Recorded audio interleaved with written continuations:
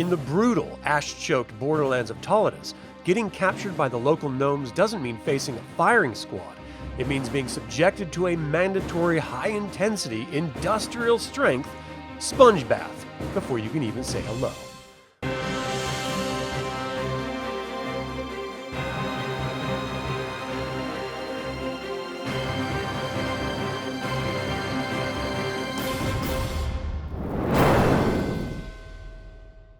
Welcome to another DragonLance Saga episode. My name is Adam, and today we're talking about the Gnomoi of the columns, or the Bilogastandirachgnomius branch of gnomes in Taladas. I'd like to take a moment and thank the DL Saga members and Patreon patrons and invite you to consider becoming a member or patron. You can even pick up Dragonlance Media or get $10 by signing up to startplaying.games using my affiliate links. I'm referencing the Time of the Dragon box set for this information. If I leave anything out or misspeak, please leave a comment below. Separated by the main gnomish line by the terrible convulsions of Hiteh's night, the Bilogastandirachgnomius, or Bilo gnomes for short, have settled on the rugged volcanic region forming the border between the Shining Lands and Hitehkel.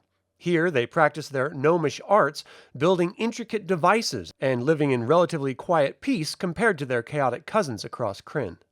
Physically, the Bilo gnomes stand 3 to 3.5 feet tall with hefty frames, large noses, and high domed foreheads. Their skin has a distinct ruddy, waxy complexion, while the males normally wear their hair long and scraggly, proving that personal appearance isn't a high priority, though they're never truly slovenly. The females pride themselves in a pristine, prim, and proper look. But what truly sets them apart from the other races of Taladas is their absolute obsession with hygiene. Bathing is a vital daily ritual, so particular are they about cleanliness that visitors are subjected to a thorough, rigorous bath by gnomish servants before receiving an audience. The gnomes present this as a supreme honor, but outsiders usually view the whole thing as a terrifying ordeal, especially since the gnomes apply the soap and scrub brushes with immense manual labor vigor. Their fashion is simple yet vibrant. Men wear knee-length tunics patterned with vertical stripes or divided cleanly into two distinct colors like blue and yellow. Brightly colored hose, soft shoes, and a leather belt finish the look, with hooded cloaks added for bad weather. Women wear floor-length gowns with wide sleeves and a short mantle. Young women bind their hair in long braids and wear golden or silver circlets, but upon marriage, a wife adopts far more somber colors to match her newly elevated important station in the family-centric society. While the Bilo gnomes have no standing army, their tiny nation of roughly 10,000 citizens is structured for total military mobilization. If called up, every single male and female is expected to serve in the military. Politically, the Bilo gnomes are united into a single nation composed of 10 different towns, each numbering about 1,000 inhabitants. Each town elects a mayor, and these 10 mayors form the governing council of burghers. For life terms, the burghers elect 3 crucial leaders: the burgomeister, who presides over peacetime political affairs, the warden of the eastern marches, who handles security, intelligence, and border raids, and the Grand Imperator. The Grand Imperator is a unique wartime position. During peace, the Imperator has zero power and is rarely even consulted. However, in the event of an invasion, he assumes absolute dictatorial control over the entire militia and the war effort, while the burghers step back to act merely as advisors. The Bilo gnomes don't just live among the basalt columns, they live within them. Each of the 10 communities is organized around a central pillar, a massive basalt tower rising high above the terrain, completely honeycombed with tunnels, chambers, granaries, armories, and barracks. While the gnomes usually live in small homes built in the shadow of the pillar, the entire town is enclosed by a heavy defensive outer wall. If the outer wall fails against their ancient enemies, goblins, ogres, hobgoblins, or the fiery monsters of Hitehkel, the gnomes simply retreat to their impregnable basalt tower to outwait the besiegers. Yet, several towns have fallen in the past. While most are eventually reclaimed after the invaders leave, 2 towers remain tragic exceptions. Provoer Husktalchter, the Warden's Tower, which serves as the easternmost line of defense against the hobgoblins of Old Orem. 53 years ago, hobgoblins aided by the fire minions of Hitehkel successfully stormed the tower. Today, the situation is a tense generational standoff.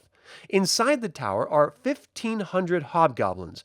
Ringing the outside are 1,000 gnome militia, with every Bilo town rotating 100 men to this permanent siege line every season. The gnomes cannot storm it because they built it and know its defenses are too formidable, while the hobgoblins lack the numbers to break out. The surrounding town is entirely destroyed, buried under piles of rubble caused by a constant underground war of attrition. Hobgoblins tunnel out, and gnome sappers dig furious countermines, leading to brutal subterranean skirmishes that always end in a bloody standoff. Bilo society relies on a strict two-tier caste system. The largest and most influential class are the Gnomoi, the true gnomes of reorcs. These gnomes possess genuine insight and engineering capabilities, serving as the supervisors, captains, engineers, and guild masters. Working under them are the Minoi, or cursed gnomes. While highly skilled and sincere, the Minoi completely lack the creative spark or spatial insight required to design items that actually function without exploding. Under the paternalistic guidance of the Gnomoi, the Minoi serve brilliantly as laborers, blacksmiths, and farmers. The Gnomoi block them from powerful positions for the good of the community, but care for them deeply, and the Minoi are content with the arrangement, so long as they are allowed to occasionally indulge in their whims for wild construction on their days off. Because the Bilo gnomes lack the essential mineral wealth of their Hitehkel brothers, they have specialized in the fabrication of incredibly intricate micro-mechanisms. Most are kept hidden, but a few high-end items are exported exclusively for the wealthy elite of the League cities. Their most desirable items are compact luxury timepieces set in elaborately decorated cases. These clocks are accurate to within 15 minutes, but the gnomes fill them with absurd clockwork mechanisms, parading figures, ringing chimes, telescoping flags that wave, and clockwork voices. They also export heavily trapped security chests and mechanical spit turners. Their low output and high prices make these items ultimate status symbols, a reality that deeply galls the rival gnomes of Hitehkel who hate admitting that the Bilo gnomes do vastly superior work. But that is all the time I have to talk about the Gnomoi of the columns. Do you like the idea of a highly organized, militarily efficient gnome society? How would your party handle a stealthy countermining mission against the hobgoblins or a scouting expedition into the dragon-infested Tower of Ghosts? Leave a comment below. I would like to invite you to subscribe to this YouTube channel, ring the bell to get notified about upcoming videos, and click the like button. It all helps other DragonLance fans learn about this channel and its content. Thank you for watching. This has been Adam with DragonLance Saga, and until next time, remember, I don't understand. Are we supposed to stop Raceland or cheer him on?